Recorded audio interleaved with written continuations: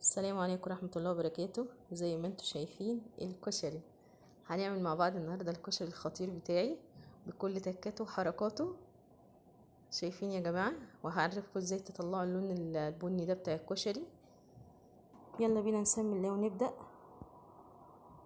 معانا هنا عدس بجبة، خدته غلوة على البوتاجاز، والحمص كنت نقعمني امبارح بالليل وغسلته وتاني يوم وحطيت له مية نضيفة. هنعمل بقى المكرونة، حطينا ملح في المية وحطينا المكرونة، والحمص حطيناه يستوي على البوتاجاز من غير اي اضافات، وكل ما الميه بتاعته تنقص نزود له ميه سخنه تاني. والعدس دوت انا غسلته بالميه بتاعته وحطيت له ميه نظيفه واحطه يستوي على البوتاجاز بس ما نهربوش قوي. ماشيين معايا لحد كده. هنعمل بقى صلصه الكشري. هنجيب 5 فصوص توم نطحنهم في الهون، وهنحط عليهم سنه ملح وشويه زيت وهنشوحهم، يعني اول قرب ما يدخلوا في لون هنحط معلقه كزبره صغيره ونشوحها مع التوم كده بسيط. وهنحط بقى ايه الخل بتاعنا، معلقتين خل، 3 معالق خل كده كبار، ونبعد وشنا عشان الطشه ما تجيش في وشنا. هنشوحهم شويه وهناخد منهم ايه شويه كده بالمعلقه وهنحطهم عشان نعمل بيهم دقه الكشري الخطيره بتاعتنا. هنجيب هنا الطماطم انا ضربها في الخلاط ومصفياها، وبعد كده هنروح حاطين السكر معلقه او نص، يعني مش مليانين قوي عشان الحموضه، ونقلب ونسيبها بقى تغلي غلوتين مع نفسها. وبعد كده هنحط لها البهارات بتاعتنا، الملح والفلفل الاسمر والكمون بس، ولا اي حاجه تاني. عندك هريسه الفلفل الاحمر وممكن تحطي لك معلقه بدل البابريكا، لكن انا بحطش بهارات كتير ولا مرق الدجاج كمان. هنجيب بصله متوسطه نقطعها جوانح ونحط عليها شويه ملح وفي الحله، ونحط عليها قد ربع كوبايه زيت حلوين كده. هنا خلاص الصلصه كانت اتسبكت معايا حلوه قوي، وحطيت عليها الملح بتاعها بقى. تمام.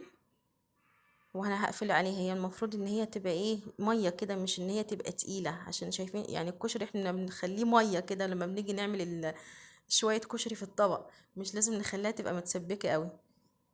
الصلصه بقى بعد ما بتتسبك معايا وقرب ما هاجي اقفل عليها، بروح واخده منها كبشه احطها في دقه الكشري، وكبشتين بحطهم مع الحمص وهو بيستوي. ايدينا بقى في البصل نقلبه ما نسيبهوش. هناخد بقى معلقتين من الزيت بتاع البصل دول نحطهم على المكرونه عشان تبقى طعمها حلو كده، وهنحط قد مج شعريه. ماشي. وهنحط معاهم شويه ملح عشان كلهم يبقى لون واحد، ونقلب. طبعا انتوا لو عايزين تشيلوا جزء من البصل ده تنشلوه على مناديل وترشوه على وش طبق الكشري كده بعد ما يخلص، بس انا ولادي ما بيحبوهوش فما بعملش كده، بخليه يستوي مع الرز. الحمص هنا بتاعنا قرب يدخل، يعني هي خلاص هيستوى يعني. هنحط له بقى البهارات بتاعته، كمون، وهنملحه وندوق طعمه. والدقه بتاعت الكشري اللي في المج الصغير ده هنحط لها بقى البهارات بتاعتها، الكمون والملح. خليكوا معايا. هنقعد نقلب بقى الشعريه لحد ما تاخد لون. الحمص يا جماعه انا بحطلوش اي حاجه في الميه بتاعته غير لما بيقرب بيخش على السوا، انا بحطله كبشتين من الصلصه بتاعت الكشري والملح والكمون، وبحط اهو قدامكم ليمونه كبيره يعني ليمونه بعصرها عليه، وبس كده. بسيبه بقى مع نفسه وبشوف الملح بتاعه ولحد ما بيستوي. هنا بقى خلاص الشعريه خدت لون. هنحط قد مثلا ايه كوبايه رز غسلناها وصفيناها. والدقه هنا كمان هنحط لها ليمونه، هنعصر عليها ليمونه، وهنا ملحناها وحطينا الملح الكمون بتاعها، وحطينا بقى فيها ايه شويه ميه كمان. والعدس هنا غسلناه وصفيناه وهنحطه على الرز.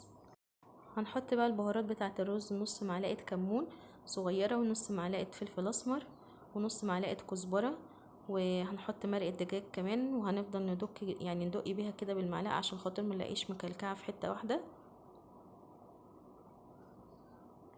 فاكرين يا جماعه البهارات الاساسيه بتاعتنا اللي قلت لكم عليها في اول فيديو في القناه بتاعتنا دي، اللي انا بستخدمها اساسيه معايا على طول. هنحط بقى الميه بتاعه الرز معانا بعد ما غليت. هنخلي يعني الميه فوق الرز كده بحاجه بسيطه، وندوق الملح بتاعنا نشوفه مظبوط ولا لا، ونغطي بقى ونسيبه يستوي مع نفسه. اول ما يتشرب نروح موطين عليه طبعا زي ما انتوا عارفين كلنا. المكرونه بتاعتنا دي كنا حاطين عليها معلقتين زيت بتاع البصل. هنحط بقى عليها شويه فلفل اسمر عشان خاطر يبقى طعمها حلو كده معانا، ويبقى لها طعم لوحدها لو كلناها لوحدها. يعني الحمص هنا كان استوى خلاص. هنا بقى خلاص الرز استوى. شوفوا بقى يا جماعه عامل ازاي، مفلفل ازاي وحلو. شوفوا انا عايزه اوصل بقى للون البني الحلو ده. ده بقى هيخلي الكشري شكله تحفه يعني. والحمص هنا خلاص، والمكرونه خلاص كده كله خلص معانا، والدقه والصلصه بتاعت الكشري. يلا بقى نروح نغرف لنا طبق. هو في شطه زيت، بس انا بكتفي ان انا برش شطه كده خلاص، ناشفه كده وخلاص.